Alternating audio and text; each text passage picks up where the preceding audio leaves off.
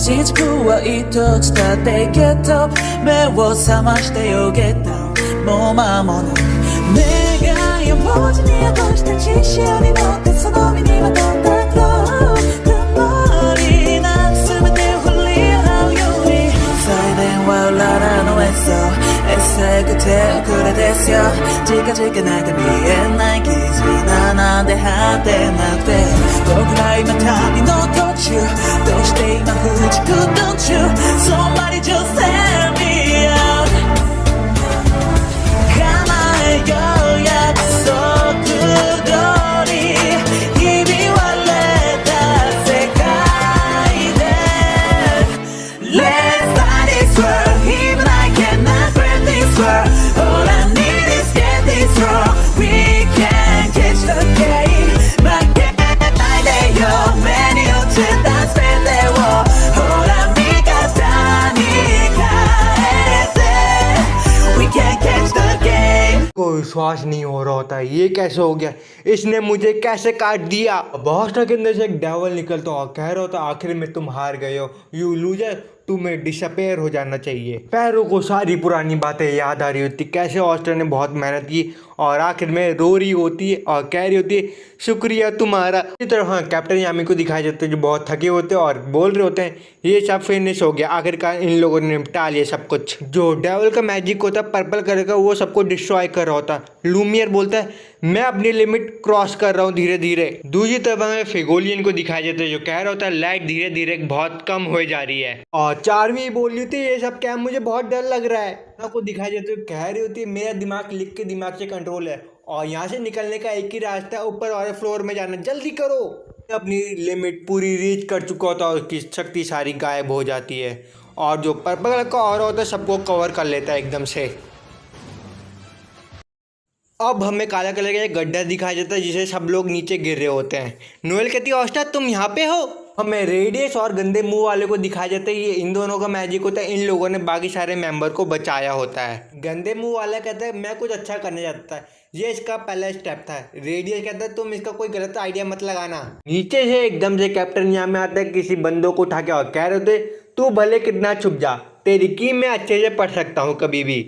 ऑस्टा बोलता है ये तो पर्पल ऑर्कस के फॉर्मल कैप्टन है और ये तो वही बंदा है जिसने मेरे ग्रिमोट चुराने की कोशिश की थी। पहले विजार्ड किंग बोलते हैं वाओ कितने सारे ह्यूमन है और तरह तरह की मैजिक पावर। अब सारे बंदे बाहर निकल रहे होते चार मिनी यूनिट को गले लगा रखा और कह रही होती मैं तुम्हें कभी अपने से दूर जाने नहीं दूंगी। ऑस्टा बोलता है चार में तेरी क्या पावर थी। चार्मी कहती मुझे तो समझ नहीं आया तो क्या बोल रहा है ऑस्टा। मिमोसा कहती मुझे लगता है खुद ही अपनी ताकत भूल गई है इन्हें क्या किया था करके। पर फाना से कह रहे होते अगली बार मैं तेरे पंख काट दूंगा। फाना कहती बंदा है कौन असल में। नोजाल कहता है ये वक्त नहीं है लड़ने का तुम ध्यान दो आगे। और वैसे मेरी बात मानो तो फाना को पहले कपड़े दो। सभी जने बाहर आ जाते हैं। नोएल कहते हैं अभी भी बाहर खतरा बहुत है। मैरी बीच में बोलती है चलो इन लोगों को मिलके पीटते हैं फिर। ऑस्टा कहता धत तेरी की मेरे पास इतनी ताकत नहीं है एक एक करके सभी लोगों के पास जाऊं मैं। कहता है चिंता मत करो यहाँ पे अभी लिफ्ट है और मुझे पता है मेरे अंदर अभी विलियम है और विलियम की ट्री मैजिक की मदद से हम ये जल्दी कर सकते हैं। मुझे विलियम का ग्रिमोर चाहिए अभी। एक और काम बचा ऑस्टा तुम अपनी तलवार मेरे सीने में रख दो। वैसे मैं अपनी लाइफ 2 बार जी चुका हूँ और बहुत सारे रिग्रेट्स हैं और कोई फेयर नहीं है। और बेडन मैजिक खत्म हो चुका होता है तो इसलिए हमारा विलियम वापस आ चुका होता है अपने असली रूप में। अपने ट्री मैजिक कर लेता है और हर जगह अपनी शाखाएं फैला देता है जिसकी मदद से जूलियस कम्युनिकेट कर सकता है और उनको बता सकता है ये सब गलत फहमी है जो भी कुछ हुआ है करके। ऑस्टा अब तुम्हारी बारी और एकदम से ऑस्टा अपनी तलवार घुसेड़ देता है और सभी का एक साथ फॉरबिडन मैजिक खत्म हो जाता है। अब फॉरबिडन मैजिक खत्म हो चुका है तो सारे एल्फ ह्यूमन की बॉडी से निकल जाते हैं और लिक जाते हुए कहता है मैं टैटिया को ज़्यादा वेट नहीं कराना चाहता तो इसलिए मैं जा रहा हूँ। वो जाते हुए एक शब्द कहता है यूनो से मुझे ऐसा लगा मैं अपने बेटे से मिला। यूनो कहते हैं इसका मतलब अब सारी एल्फ की सोल उड़ के जा ही रही होती है पर एकदम से रेडियस चिल्ला देता है और अपना ग्रिमोर खोल के मैजिक कर देता है जिसकी मैजिक की बदौलत से पादरी फिर से जिंदा हो जाता है रियल लाइफ में। ऑस्टा कहता है ये तूने क्या किया। वो कहता है चुप बैठ तू मुझे पता है मैंने क्या किया जो तूने किया है तो सब सही करना पड़ेगा। गंदे मुंह वाला कहता है तूने हमें यूज किया पर तुझे भी किसी ने यूज किया पर मैं जानता हूँ तू पहला बंदा था जिसने मेरी हेल्प की थी, और वहाँ से निकल जाता है। विलियम बोलता है प्लीज़ यामी मुझे जूलियस के पास ले जाओ। यामी कहता है हाँ ठीक है ले जाऊँगा मैं तुझे। दूसरी तरफ मिमोसा ऑस्टा को हील कर रही होती है। ऑस्टा चिल्ला रहा था आउच आउच आउच आउच, और नोएल पूछती है ऑस्टा ये कौन है सामने वाला बंदा? ये तो फर्स्ट विजार्ड किंग की जो मूर्ति थी ना उसकी तरह लग रहा है। ऑस्टा कहता है ये पहले विजार्ड किंग है। ऑस्टा कहते हैं तू स्पैरो है ना? वो कहते तू क्या कर रहा है? ऑस्टा कह रहे क्या अमेजिंग बात है, तू चिड़िया से इंसान बन चुकी। वो कह रही मैं ह्यूमन ही थी, चिड़िया बन गई थी मैं। ऑस्टा बोलता तूने मुझे पहले क्यों नहीं बताया, मैं तेरी मदद कर देता। वो बोलती जब तक शैडो पहले शो नहीं होता मैं तब तक बोल नहीं पाती थी, जब शैडो पहले शो हुआ तो मैं बोलने लग गई। ल्यूमियर कहता है ये है हमारी आज की जनता, और मेरे पास ज़्यादा मैजिक पावर नहीं बची, इसलिए मैं धीरे धीरे करके टूट रहा हूँ। मोसा अपने मन में कह रही होती मैं अपनी मैजिक की मदद से इसे हिल भी नहीं कर सकती। पैरा बोलती है मैं तो आपके साथ रहना चाहती हूँ प्रिंस। कहते नहीं सैकर मैं ये बोलूँ तो नैरो, मैं चाहता हूँ तो क्लोवर किंगडम को आगे बढ़ता हुआ देख, तू देखेगी ना। और शुक्रिया तुम्हारा, तुम मेरे लिए 500 साल तक रुकी, और एकदम से विजार्ड किंग डिस्ट्रॉय हो जाते हैं। हमें एक छोटे से बच्चे को दिखाया जाता है जो कह रहा होता है किसी तरह मैं जिंदा बच गया। ये छोटा बच्चा और कोई नहीं जूलियस होता है। कैप्टन यामी उसका गला पकड़ लेते और कह रहे होते तूने मुझे इतना भाषण दिया और तूने मुझे इतनी बड़ी जिम्मेदारी दी, तू क्या कर रहा है, तू ये तो मर जाना चाहिए, मर जा।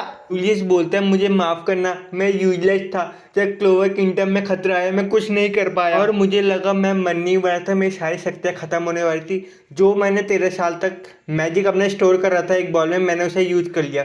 फिलहाल तो मैं जिंदा हो गया पर मेरी बॉडी बहुत छोटी हो गई है। कैप्टन यामी बोलते धत तेरे की साला, फिर से मौका चले गया मेरे हाथ से।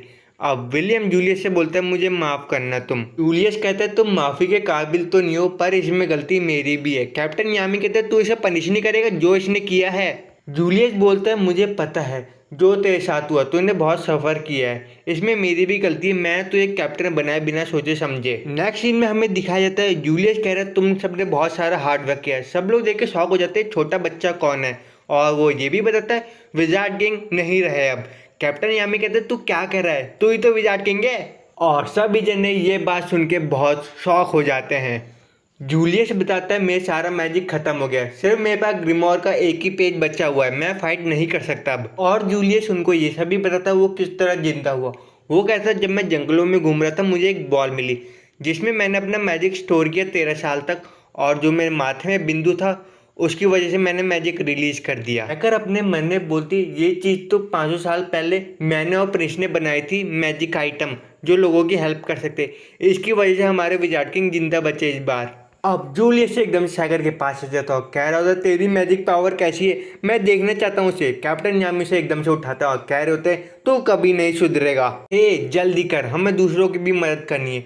और वो 2 बातें कौन सी है जो तू हमसे करना चाहता है? जूलियस कहता है सॉरी मैं तो भूल ही गया बताना, मैं बता रहा था हमारे जो बाकी नेशन है हम पे अटैक करने वाले हैं, और शायद ऑस्टा मर सकता है क्योंकि ऑस्टा के पास डेवल की पावर है, और सभी लोग ऑस्टा को जिम्मेदार ठहराते हैं। कैप्टन यामी कहते हैं मैं तो श्रद्धांजलि देने आ जाऊंगा। ऑस्टा रोते हुए कहते कैप्टन यामी आप तो ऐसा मत कहो प्लीज। जूलियस कहता है मेरे पास सारी डिटेल है नहीं। सैकर कहती है ये सब फाइवली ग्रिमोर की वजह से हुआ, डेवल इसे लेने में नाकाम रहा। जूलियस कहता है पर तेरे सिर में भी तो हॉर्न है ना। वो बताती है ये फॉरबिडन मैजिक की मदद से हुआ। ये 500 साल पुरानी बात है जब फॉरबिडन मैजिक का मुझ पे कर्ज बन गया था और एकदम से वो चिड़िया बन जाती है। जूलियस एकदम से कहते हैं वाओ तुम चिड़िया बन सकती हो। ऑस्टा कह रहे इस सबको छोड़ो, मैं मरने वाला हूँ, उसके बारे में बताओ तुम प्लीज। जूलियस बताता है हमारा क्लोवर किंगडम 3 जगह से घिरा हुआ है, एक है डायमंड किंगडम, एक है एग्रेसिव किंगडम, एक है किंगडम ऑफ भोजड़ा। जूलियस ये भी बता रहा है सबको लगता है ये सब तूने किया ऑस्टा। ऑस्टा कह रहे हैं हम इनको सच्चाई बता देते हैं, ये सब डेवल ने किया है, चलिए हम सबको बताते हैं हमने नहीं किया, डेवल ने लोगों को मैनिपुलेट किया था इसलिए इन लोगों ने भी अटैक किया था यहाँ पे। जूलियस कहता है इसका कोई फ़ायदा नहीं है, हमें अब पार्लियामेंट ही जाना पड़ेगा। ऑस्टा कहता है साला ये पार्लियामेंट है कौन, मुझे बताएगा कोई। मिमोसा बताती द मैजिक पार्लियामेंट रॉयल्स और नोबल का बनाया हुआ एक लॉ है, और मैं अपने शब्दों में कहूँ तो ये एक ऐसा पार्लियामेंट है जहाँ पे बड़े बड़े लोग होते हैं छोटे लोगों को दबा देते हैं क्योंकि उनके पास पावर होती है। जूलियस ये भी बताता है यहाँ पे 3 ग्रेटेस्ट नोबल फैमिली भी आती है। सब लोग कहते हैं मतलब हाउस ऑफ कीरा। जूलियस ये भी बताते हैं जो अभी करंट के किंग है उनकी यहाँ पे बहुत चलती है, भले उनको कुछ आए या ना आए। अब हम नेक्स्ट सीन में देखते हैं बाकी सारे नाइट्स मिलके किंगडम को सही बना रहे होते हैं और लोगों की हेल्प कर रहे होते हैं। ब्लैक बुल के मेंबर सभी को खाना खिला रहे होते हैं चार्मी के, जैसे उनका मानना सही से हो सके। एक बंदा ऑस्टा के पास आता है और कह रहा होता है तुम ऑस्टा हो ना, और एकदम से हाथ मिलाता है। वो कह रहा होता है मुझे रिकार्नेशन के बारे में जानना है ऑस्टा, तुम मेरे साथ चल सकते हो और तुम लड़की मेरे साथ चलोगी। ऑस्टा कहता है चलो हम चलेंगे। बाकी सारे मेंबर कहते हैं ये ट्रैप तो नहीं है। ऑस्टा कहता है ऐसी बात नहीं है। स्पैरो बोलती है अपना गार्ड डाउन मत करना। अब जो डर था वही हो चुका है। लोगों ने ऑस्टा को ट्रैप कर लिया होता है और बंदी बना दिया होता है। सब लोग कह रहे होते हैं ये सब ऑस्टा की गलती है और लड़की को भी कसूरवार ठहरा रहे होते हैं। एरो कह रही होती है जूलियस ने हार्ड वर्क किया, तब भी लोग ऐसी बातें करते हैं, क्यों करते हैं ऐसी बातें। एक बंदे के पास तराजू होता है, ऑस्टा के पास आके कह रहा होता है तू साले कुछ भी कह, इसका कोई फायदा नहीं है, जो होना है वो होके रहेगा। ऑस्टा बोलता है ये सब मैंने नहीं किया। स्पैरो उसका मुंह बंद कर देती है और कह रही होती है तू कुछ मत बोल, तू कुछ भी बोलेगा ये उसका उल्टा मतलब निकालेंगे। और एकदम से मारी को बुला लेते हैं। मारी से कहते हैं ये डेवल है, आंखों से लोगों को हमला कर रही थी और एकदम से उस पर हमला करते हैं। ऑस्टा आके उसे बचा लेता है। पर तो आज का शॉर्ट आउट मिलता है मिस्टर शुभम X7 को। और आज का सवाल ये है कि पर्पल ऑर्केस्ट्रा के कैप्टन का नाम क्या है। अगर किसी को इसका जवाब पता तो इंस्टाग्राम पे या कमेंट सेक्शन में मुझे बता सकता है। और अगर आप मेरी वीडियो पूरी देखते हैं तो पर्पल कलर का हार्ट कमेंट सेक्शन पर डालना मत भूलना आप। तो मिलते हैं अगली वीडियो में।